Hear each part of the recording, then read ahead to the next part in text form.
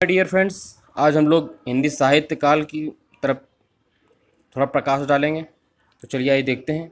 हिंदी साहित्य के लेखक का कार्य सर्वप्रथम फ्रेंच विद्वान काशी दतासी ने प्रारंभ किया। इन्होंने फ्रेंच भाषा में लेखन कार्य किया और इन्होंने इन्होंने फ्रेंच भाषा में लेखन कार्य किया और इनकी पुस्तक का नाम एंदोई हिंदुस्तानी था। क्या था? एंदोई एंदोई हिंदुस्तानी था।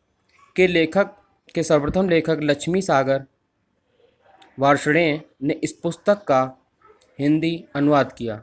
सन 1888 ईस्वी में ग्रियर्सन ने अंग्रेजी भाषा में जॉर्ज गियर्सन ने अंग्रेजी भाषा में एक पुस्तक लिखी जिसका नाम था the vernacular literature of Hindustan.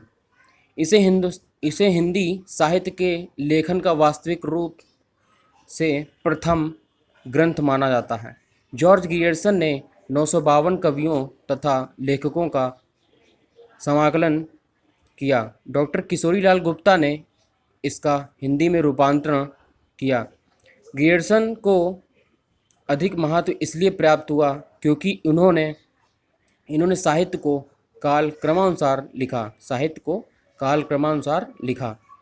Hindi साहित्य में चारण काल, धार्मिक काल, प्रेम काल तथा दरबारी काल 4 विभाजन हुए जिन्हें बाद में हिंदी व्याकरण में मान्यता नहीं मिली।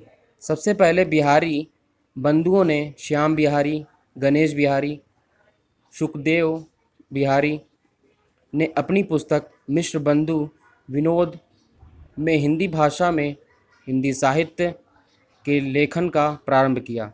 हिंदी साहित्य के लेखन में सर्वाधिक महत्व काव्य संग्रह को दिया गया। रचनाओं की दृष्टि से काव्यात्मक रचनाओं को प्रथम माना जाता है। हिंदी साहित्य के लेखन की परंपरा हिंदी के आलोचना सम्राट आचार्य रामचंद्र शुक्ल ने किया।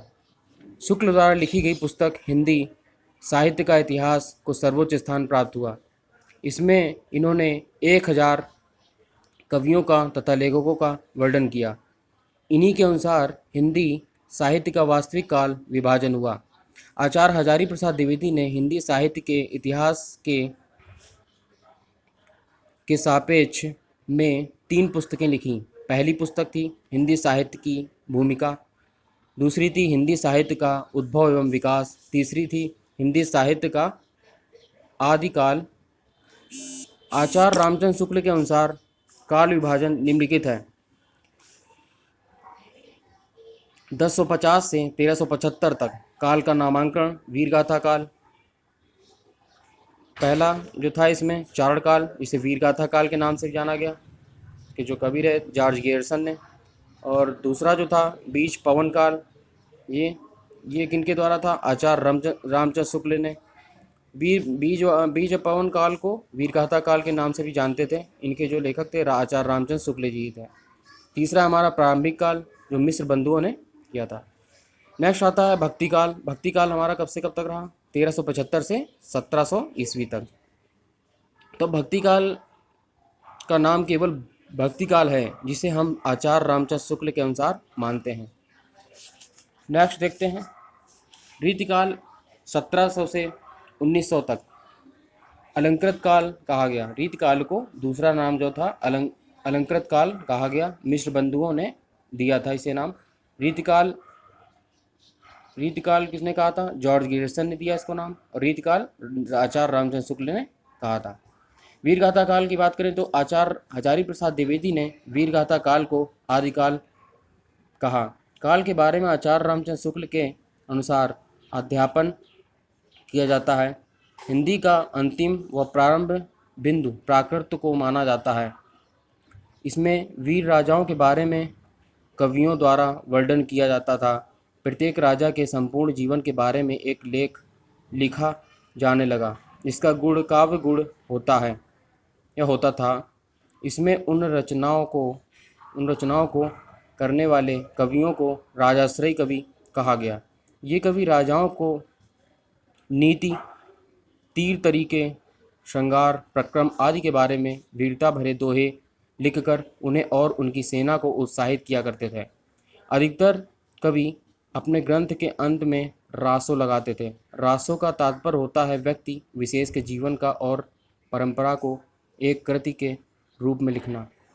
रचना है जो एक तरफ रचनाकार। रचना पहली हमारी है परमाल रासो, इसे आलखंड। ये रचनाकार कौन है इसके? जगनीक। दूसरी है पृथ्वीराज रासो, ये किनके द्वारा लिखी गई? चंद्रबरदाई। तीसरी है खुमार रासो, दलपति विजय। चौथी है वीसल देव रासो, नरपति नाल।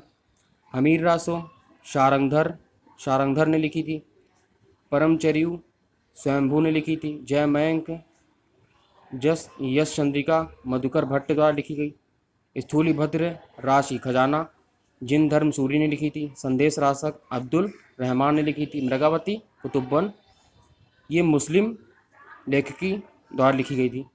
जो मृगावती थी एक मुस्लिम लेखक थे, उनके द्वारा लिखी गई थी। भरत मुनि ने अपभ्रंश को देश भाषा तथा लोक भाषा कहा। भरत मुनि ने अपभ्रंश को देश भाषा तथा लोक भाषा कहा। सरहप्पा को हिंदी भाषा का प्रथम कवि माना जाता है। सरहप्पा को हिंदी भाषा का प्रथम कवि माना जाता है। पुष्पदंत को हिंदी का भवभूति कहा जाता है। पुष्पदंत को हिंदी का भवभूति कहा जाता है। फागु काव्य जैन धर्म का प्रथम काव्य माना जाता है। वसंत में गाया जाता है। नाथों की संख्या कितनी थी इसमें? 84 तथा सिद्धों की संख्या 9 थी, 9 मानी गई थी। अमीर खुसरो वीरगाथा काल के सर्वाधिक प्रमुख कवि थे। इन्होंने दिल्ली की सल्तनत में 11 राजाओं का आरोहण देखा। इन्हें हिंदी खड़ी बोली का जन्मदाता माना जाता है। डॉक्टर राजकुमार वर्मा के अनुसार अमीर खुसरो को अवधी भाषा का प्रथम कवि माना जाता है या माना गया। उन्होंने संगीत के क्षेत्र में सितार तथा तबला वाद्य यंत्रों का आविष्कार किया। किसने किया था? ये हमारे थे अमीर खुसरो। अमीर खुसरो को अवधी भाषा का प्रथम कवि माना गया। इन्होंने संगीत के क्षेत्र में सितार तबला वाद्य यंत्रों का आविष्कार किया तथा गायन शैली में कव्वाली तथा तराना का आविष्कार भी अमीर खुसरो के द्वारा किया गया। नेक्स्ट बात करते हैं आचार्य हजारी प्रसाद द्विवेदी में अब्दुल रहमान को हिंदी खड़ी बोली का प्रथम कवि माना गया।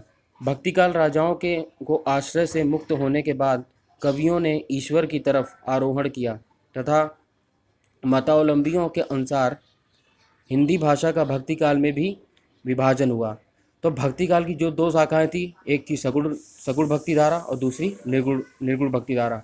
सगुण भक्ति धारा में क्या साकार ब्रह्म की उपासना की गई थी और निर्गुण भक्ति धारा में क्या थे? निरंकार ब्रह्म को मानते थे। तो इनका श्रेय जाता है निरंकार ब्रह्म को और सगुण भक्ति धारा का श्रेय साकार ब्रह्म को जो मानते हैं उनको श्रेय जाता है। तो सगुण भक्ति धारा में 2 कवियों ने मुख्य भूमिका निभाई। एक राम भक्ति शाखा आई इसमें और दूसरी आई कृष्ण भक्ति शाखा। और निर्गुण भक्ति शाखा में क्या आया? एक तरफ ज्ञानाश्रय शाखा, दूसरी तरफ प्रेमाश्रय शाखा।